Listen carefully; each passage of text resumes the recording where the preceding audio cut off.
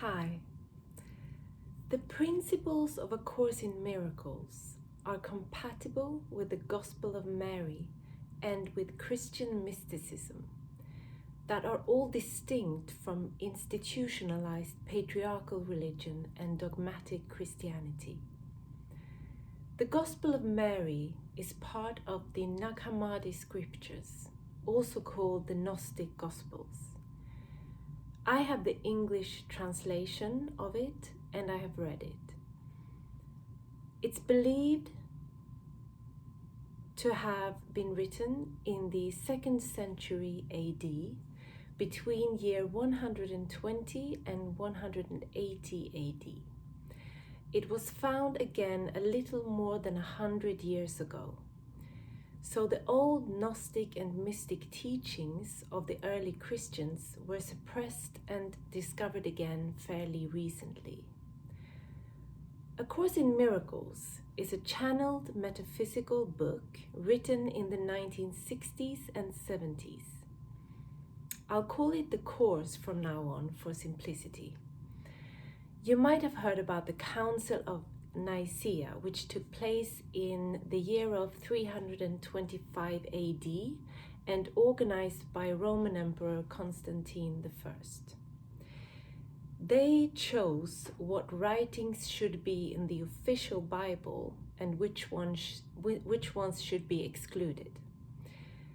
This was a patriarchal council of men in power who were part of and wanted to uphold institutionalized religion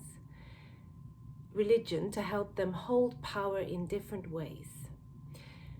This is far away from the mystic teachings that are part of, for example, the Gospel of Mary.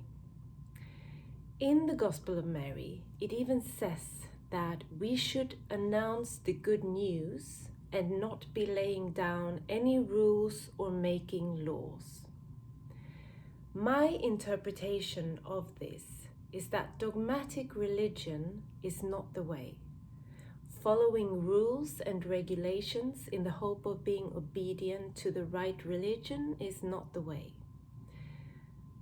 But realizing that source, or what in the Gospel of Mary is called the good, is within us, not outside. In the Gospel of Mary, sin does not exist. In the Course, sin is an illusion and in effect does not really exist. Sin is merely a lack of love, a mistake to be corrected, not an evil to be punished.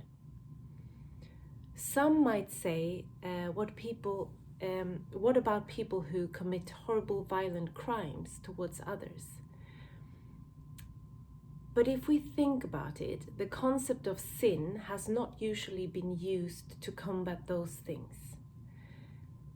It has been used towards normal people, and more often women, to shame us into obedience and to try to make us feel that we are inadequate and not good enough.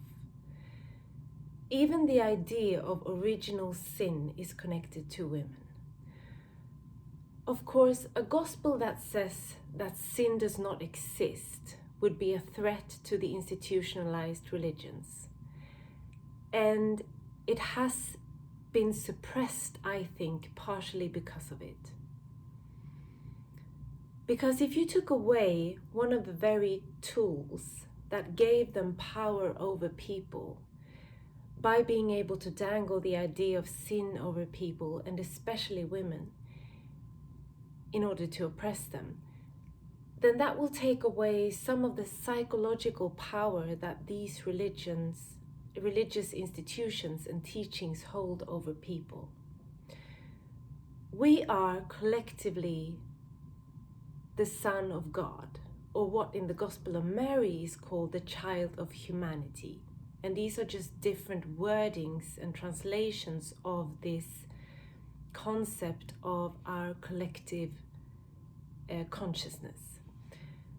And what I often call source, what some might call God, is called the good in Mary's Gospel.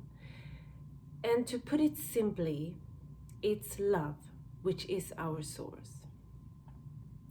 It's the creative source within us and the knowledge that we are all one. Back to Mary Magdalene herself. A woman was the most important disciple and the apostle to the apostles. Some of the other disciples questioned why she received teachings that they didn't. It was because she had a higher understanding. She was called a prostitute by the Catholic Church and they tried to downgrade her importance through this. They then very recently corrected their mistake and admitted that they had been wrong. A Course in Miracles clarifies these deep metaphysical concepts and reminds us that the creative force of love lies within ourselves, not outside us. It also reminds us that following dogma is not beneficial. It makes it clear that the Course is not a religion or a new dogma to follow. The Course uses male pronouns for God and for humanity as a whole, which it calls the Son of God. Now, how do I reconcile this with a woman-centered spiritual view?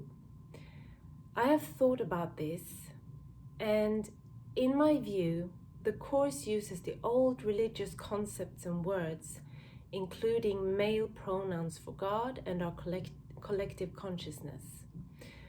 But I believe it does so in order for us to move beyond them and to understand that what it is we have misunderstood in these concepts and words. It also clearly points out that words and scriptures, including the Course, are only signs trying to point us in the right direction. They are not dogmas to be worshipped or followed without critical thinking. The true source of guidance is within us, not in any scripture or outer teaching.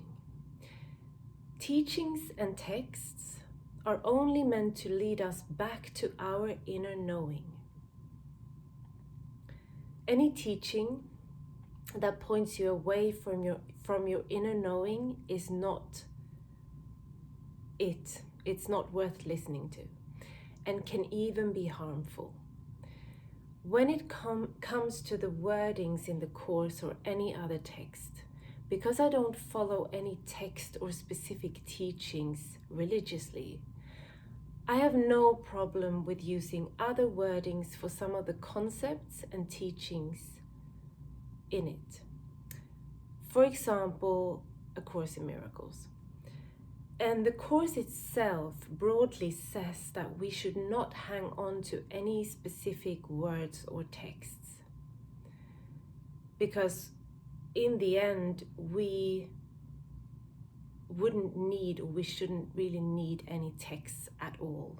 Not the Course and not any other text either. So in conclusion, I don't think it's a coincidence that texts like the Nag Hammadi scriptures, along with the Gospel of Mary, have resurfaced again at the time it did, when humanity started to be ready for it. When we started to be ready to see the real teachings behind the misconceptions and move away from the dogma and control of the institutionalized teachings that have misinterpreted these truths for so long. Thank you for listening, and remember to always follow your inner guidance. Bye.